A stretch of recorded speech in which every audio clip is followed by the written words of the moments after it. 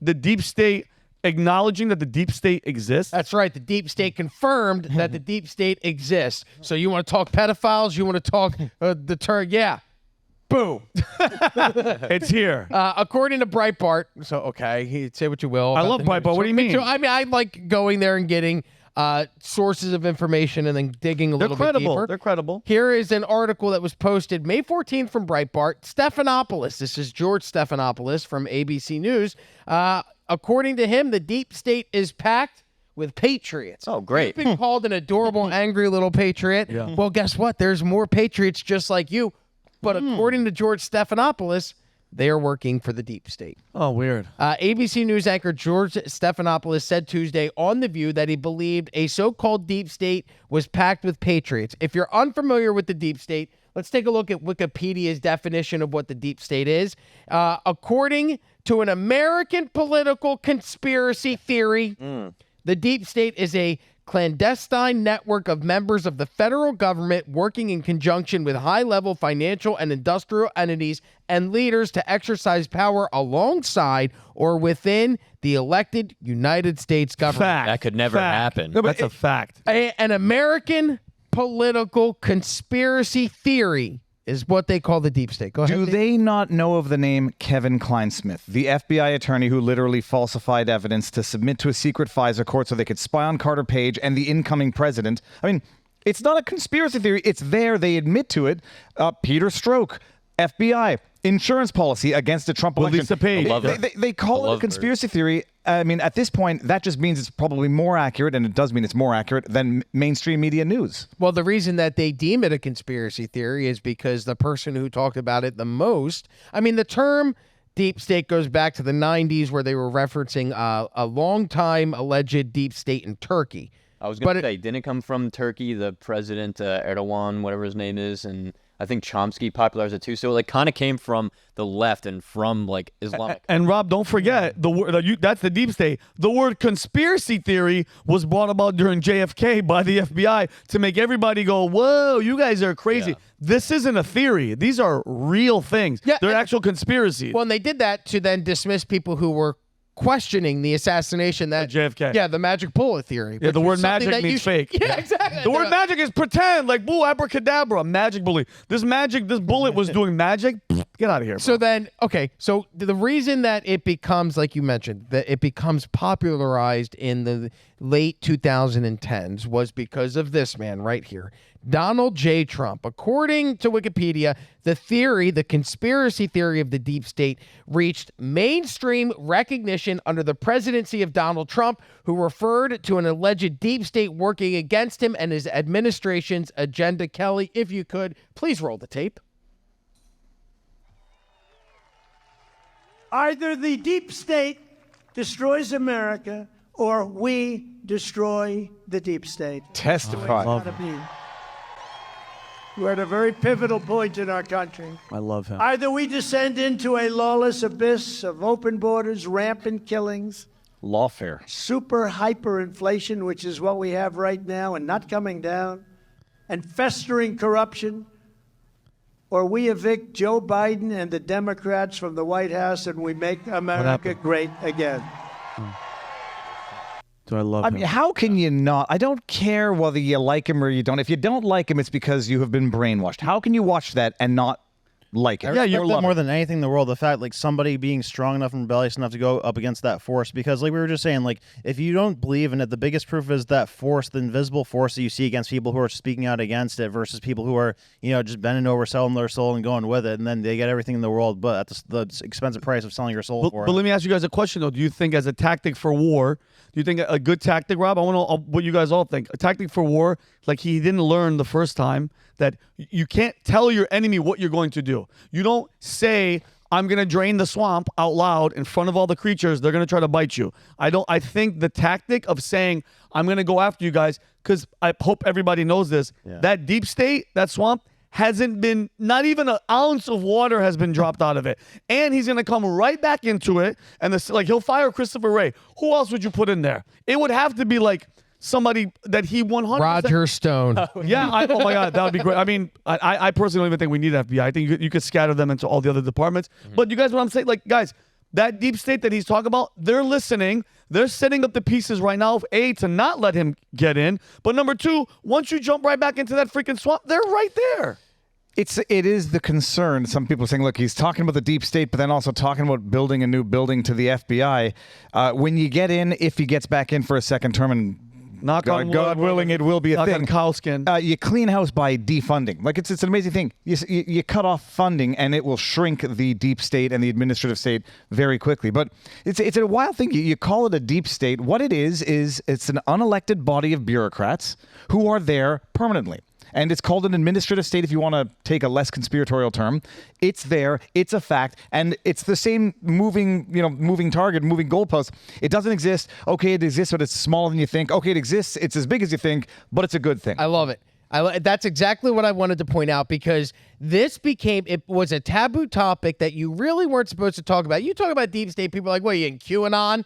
Like that was like the mentality towards any reference of the deep state. So the deep state was a conspiracy theory. But then, if you notice, March 14th, New York Times puts out an article, and you described it as an invisible force, right? Yep. But now they're making it a visible force. March 14th, the New York Times puts out an article. The article, it turns out the deep state is actually kind of awesome. So it went from a conspiracy theory that didn't exist to now the New York Times does an opinion piece where there's two journalists, Adam Westbrook and Lindsay Krause, where they go around the country and they interview people that are government employees that they try and explain to you are the deep state. What they're trying to do, because the issue has become so big, the deep state clearly exists. They can no longer deny that the deep state exists. So what do? They try and normalize it. So it's a taboo topic that you weren't allowed to talk about it. And if you did talk about it, you were batshit fucking crazy, buddy. But now, guess what? It's no longer a taboo topic. It's actually something that does exist, but it's so normal. Let us normalize this for you so that it doesn't bother you. And the way they do that is by, this is a quote from the video and from the article. As we meet the Americans who are being dismissed as public enemies, the deep state, we discovered they are just like us. They like Taylor Swift. They dance bachata. I don't know what that is. Bachata.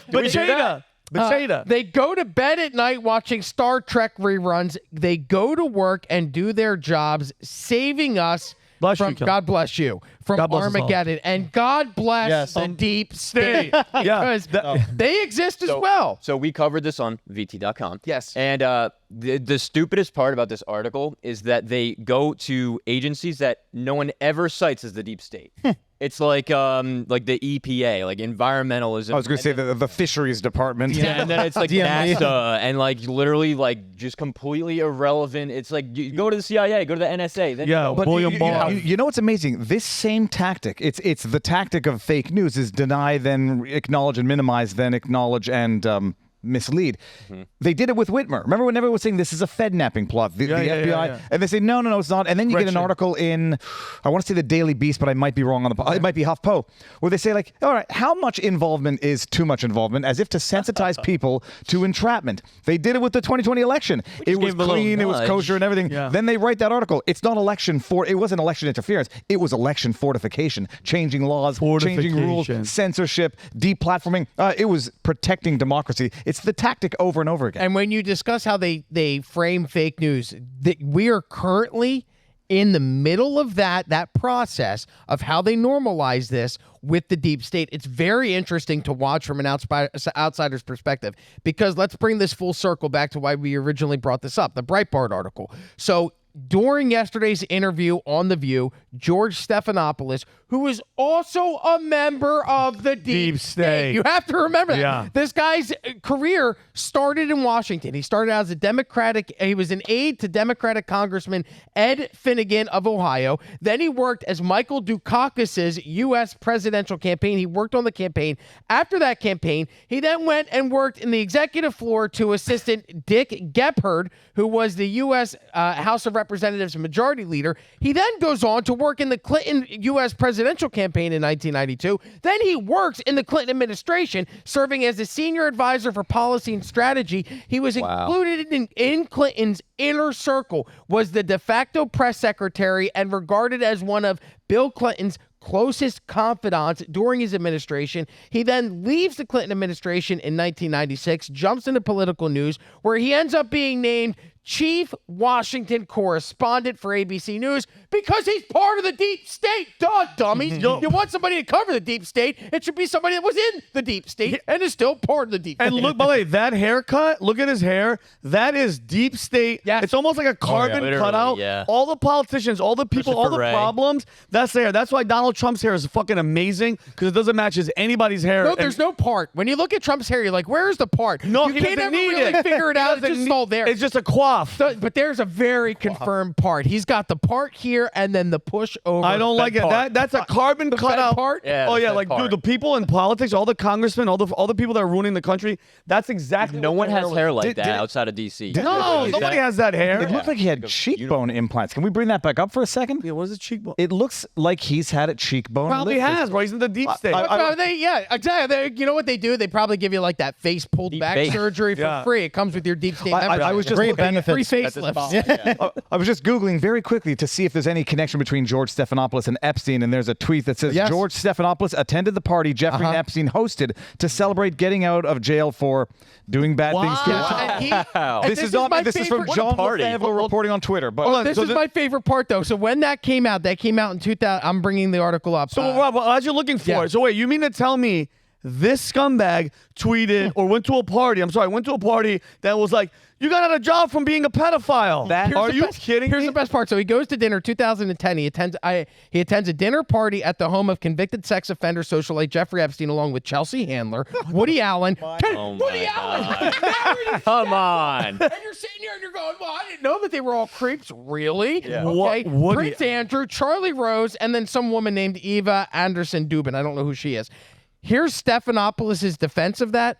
That dinner was the first and last time I've seen him. I should have done more due diligence. It was a mistake to go. You should have done more Yeah. due diligence. You are the lead. You're the chief White House correspondent for ABC News. What do you mean you should have done more due diligence? by the way- Your job is to do due diligence. that story doesn't make any sense. This is in 2010, correct? Yes. Clinton was president in the 90s. Yeah. Clinton had his extensive connections with Epstein, as we know from what do you flight mean? He's logs. the most prolific flyer on Lolita Express. He did his due diligence. There's no way he didn't do his due diligence and didn't know who Epstein wasn't when he did that. There's no way. No, he no, no, no. So They the know. first and last time you ever meet someone is at their get out of jail for being a pedophile What party. the hell is that about? Like that's not my and- first intro to someone. Really weird. Also, by the way, that you bring that up, Jeffrey Epstein goes to the White House 17 times during Bill Clinton's administration. Those trips occurred between 1993 and 1996, the exact time that George Stephanopoulos was in the office. So you're telling me that you're one of Bill Clinton's closest confidants, George Stephanopoulos. You're in his inner circle. You helped him get elected. You're his de facto press secretary. You're leading policy or you're leading foreign policy reforms but you don't have any idea that this pedophile-ish guy is coming and meeting with Bill Clinton 17 times while you're working in the White House? Rob, you can get rid of the ish. Jeffrey Well, Epstein at that point, he was was a pedophile-ish. It wasn't convicted. I don't then. know. Once a pedophile, you think he's a yo. That guy's a So you're pedophile. doing retroactive pedophilia. I'm He's going. He was gonna. okay. Guess what? It was in his DNA to do it. All that I would say is, which camera? Is it this camera right there? That's yours on the left. George Maybe you go. Stephanopoulos, your excuse has been busted in real time with the aggregate knowledge of the interwebs. It is an implausibly, laughably stupid statement to make. That was the only time. I never knew who this guy was first and last time, despite all of his connections to Clinton. Well, and by the way, he continues with his relationship with the Clintons. Between 2012 and 2014, he donated more than $75,000 to the Clinton Foundation, but did not disclose those donations to ABC News, his employer, or to his viewers, and only finally acknowledged them when he was called out in a book. And somebody said, hey, did you donate $75,000 to this? And yeah, I guess I did. But he never disclosed that information. Rob, go ahead, because this is the video. Yes, here's the video from Tuesday's episode of The View. During the interview, co-host Alyssa Griffin said, and she's talking about his new book, she says, the book is so good. My favorite thing is you interview Situation Room staff. I've always said it's White House staff whose names you'll never know who are the writers of history. They will tell us so many details. And then George Stephanopoulos, who is part of the deep state, confirms that there is a deep state, but they're nice people. Kelly, please roll the tape. Was my favorite part about doing the book. I interviewed about 100 duty officers from the White House. And these are people that come, they're relatively young, people who come from all over the government, the CIA, the DIA, Defense Department, military. And, you know, some people like to call those people the deep state. Deep state. Well, the big thing I learned doing this book is that the deep state is packed with patriots. Yes. People who go to work every single day on the front lines of the most intense crises the country faces and do it to serve their country and to serve the presidency, not the president. They don't care about political parties. Yeah. They're there to serve the presidency and the institution. And they're doing it anonymously. Absolutely. Exactly. Oh, they're such heroes. They're doing it. They are undermining democracy anonymously, and we should celebrate those people. Yeah, isn't that wild? He gets up there and says the deep state exists. So now Wikipedia is going to have to go and amend its definition and add as a citation, George Stephanopoulos confirms it, so it's no longer a conspiracy theory. When you look at him, though, do you not see the exact same face and delivery mechanism as John Kirby? Like, they could be He's the same. John Kirby. No, it's a training. It's a training. They are actors, and they get up there to present, put on a nice veneer to present you the most destructive truths that undermine the very fabric of democracy. An but NPR voice. In Like that where it's PR all soft. Oh, like, dude, every single. Let me explain something to you. I don't know if it's just you guys or I'm sorry if it's just me, but the lot of them from Tony Blinken, who apparently is playing the guitar and shit. The world's on fire. He thinks he's a cool guitarist. Go do your damn job. He's literally playing Keep on Rocking in the Free World as they decided to suspend elections in Ukraine. The same day that they announced that they are withholding elections until every Ukrainian can vote, Anthony Blinken is out there playing Keep on Rocking in the Free World. They're mocking us. They're rubbing it in our faces and going, do something about it, you fucking bitches, because you're not going to. And then when you stand up, then we're gonna deem you a political dissident. We'll defund you. We'll even imprison you if you try and act on your outrage. So just all of them: Merrick Garland, Blinken, Karine Jean-Pierre. John Kirby is probably the worst. Just where did he come from? That guy makes me sick to my stomach. He's you know who he is. He's the one that was like, with October 7th, he's like, there's gonna be a time. Now is not the time. He's always Go smiling. to hell. He's talking about always war smiling. and Yeah, genocide. he's talking about war. He's always giggling and If you laughing. look at John Kirby's eyes, they are like the blackness of the depths of hell. Karine Jean-Pierre is a very special one as well. How does she sleep? Like, I'm being genuine. I think she's smart. Did you see the clip yesterday where she talked? She cannot comment on the ongoing Trump trial because it has to do with the election in 2024. Oh, yeah, I saw so that. she literally is admitting that, yes, I can't comment on this because we're using the justice system and we're using it as a weapon to go after our political opponent. So I can't comment on the trial because it has to do with the 2024 She's election. not like, and I want to be genuine, you guys. She DEI hire 1,000%. She checks all the boxes. She mentioned all the boxes on day one. I'm a black lesbian, lesbian, vegan, earth-loving. She's by every box. Zero skill. Can't say a single sentence. Can't, but without looking, but she's blinking. By the way, the fact that she puts on light makeup here, and you can see her dumbass blinking. She's like, yeah, but don't get me wrong, but she has the gesture. She has that Barack Obama shoving it in your ass, take it down your throat. But completely illiterate. I mean, she's not dumb. She's not dumb in the sense that she knows she's lying. Rob, I don't care who you are. When you see what's happening in the world, but then you have to read this. How does your soul? How do you sleep at night? Do you notice the way she always leans in with one shoulder into the podium? The president's been very clear. She makes me look back at Jen Psaki and say, "Holy crap, Jen Psaki was amazing." Oh, Jen Psaki was I call her the ginger swindler. She was the best. Yeah, but then you look at those two, and it goes back. I loved when Kayleigh McEnany, she'd come out with the binder and go, "All right, let's go. Yeah, what do you got? come Let's on. go. Bring it the fuck on." Yeah. And I like Sarah Huckabee Sanders too, because she'd go out there and go, "I'm mean mug you. Yeah. You want to fucking answer your phone?" And before we bounce, Rob, are you good? Yeah, I'm so good. Thank you, I Vinny. want everybody out there, go to YouTube and just type in this. Put Sarah Huckabee Sanders, White House press briefing, like at the height of craziness. That room is packed with just deep state acting. It's filled. Attacking. They're yelling. They're fighting. There's no decorum. Jim Acosta, and I hope you hear this, you're a scumbag. He's one of the worst of the worst. Jim Acosta is literally the enemy of the people. You, Jim Acosta, that scumbag. He was the worst. Sir, Trump. He's like, no, I'm not going to give you any questions. He goes, sir. He goes, you're fake news. That was the first. You should be ashamed of yourself. Yeah, YouTube, Sarah Huckabee Sanders, White House press briefing, pandemonium, and then look at Karine Jean-Pierre. everybody's quiet, everybody sits. The world is burning. It's just Peter Ducey. Yeah, And Peter Peter, Ducey's yeah, but the guess other- what? I think he's just he's not one even- guy. yeah. I think it's a sham. He says something funny. It's like a "oh, I got you" moment on YouTube. It goes owned, destroyed. Nothing happens.